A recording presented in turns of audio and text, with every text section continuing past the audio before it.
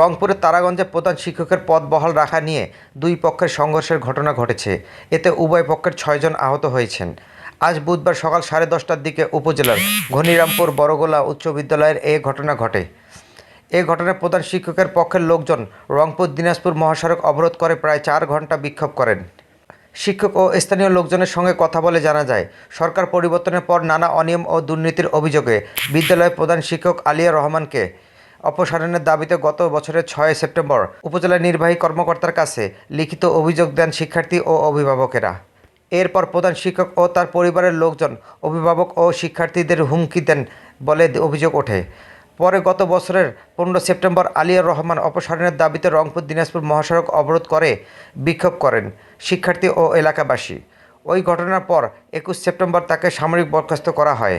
আজ সকাল 9:45টার দিকে প্রধান শিক্ষক আলিয়া রহমান আবার বিদ্যালয়ে যান।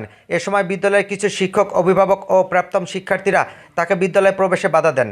আলিয়া রহমানের ছেলে মুইজ হোসেন ক্ষিপ্ত হয়ে ঝাকুয়াপাড়া গ্রামের বাসিন্দা ও তারাগঞ্জ ডিগ্রি কলেজের শিক্ষার্থী সোহাগ হোসেনকে মারধর করেন বলে অভিযোগ ওঠে। এরপর দুই পক্ষের মধ্যে পাল্টাপাল্টি ধাওয়া শুরু হয়ে যায়। খবর পেয়ে তারাগঞ্জ থানা পুলিশ ঘটনাস্থলে গিয়ে দুই পক্ষকে ইউএনও কার্যালয়ে যাওয়ার পরামর্শ দেন। ইউএনও কার্যালয়ে যাওয়ার পথে বিদ্যালয় থেকে 500 গজ দূরে আবার দুই পক্ষের মধ্যে পাল্টাপাল্টি পাল্টা ধাওয়া শুরু হয়ে যায়। হাসপাতালে চিকিৎসাধীন সোহাগ হোসেন বলেন, আলিয়া রহমান বিদ্যালয়টিকে পারিবারিক প্রতিষ্ঠানে পরিণত করেছেন। বিদ্যালয়ে বর্তমান 21 জন শিক্ষক কর্মচারীর মধ্যে 7 জনের তার আত্মীয়। আমরা তার অপসারণ দাবি করলে তার ছেলে ও স্বজনেরা আমাদের মারধর করেন। জানতে চাইলে প্রধান শিক্ষক আলিয়া রহমান বলেন, সাময়িক বরখাস্তের বিষয়টি 6 মাসের মধ্যে নিষ্পত্তি না হলে আমি শপথে বহাল থাকব। গত 22 মার্চ সেই সময়সীমা শেষ হয়েছে। আজ আমি বিদ্যালয়ে গেলে সেখানে বিশৃঙ্খলা শুরু হয়। পরে পুলিশ আমাকে ইউএনও কার্যালয়ে যেতে বলেন। সেখানে যাওয়ার পথে প্রতিপক্ষের লোকজন আমার উপর হামলা চালান। এতে আমার ভাই ও ভাতিজা আহত হন। মহাসড়ক কে বা কারা অবরোধ করেছে তা আমি জানি না।